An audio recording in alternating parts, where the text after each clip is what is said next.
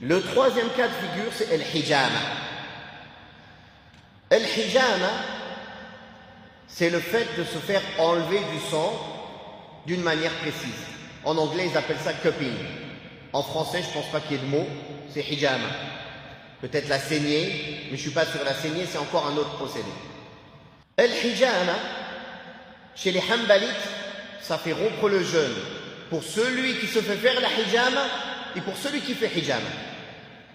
Car le prophète sallallahu alayhi wa sallam a dit Aftar al-hajib wal-mahjoum.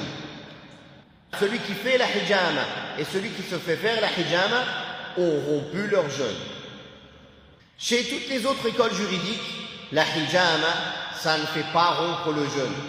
Ils disent c'est détestable, car ça affaiblit le jeûneur.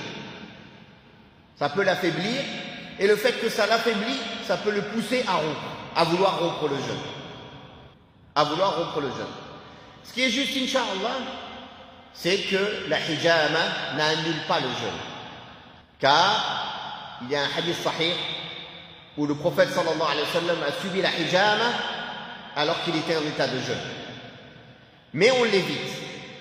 On l'évite premièrement pour sortir de la divergence, car certains savants considèrent que ça fait rompre le jeûne. Donc si on a vraiment besoin de le faire pendant Ramadan, on le fait pendant les nuits, on ne le fait pas la journée, ou on le fait en dehors de Ramadan. Mais si quelqu'un l'a fait par ignorance ou parce qu'il avait besoin de le faire en journée, il n'avait pas d'autre moyen, Inch'Allah, cela n'annule pas son jeûne. Pareil, les prises de sang. Les prises de sang, même chez les Hanbalites, n'annulent pas le jeûne, car c'est une petite quantité de sang.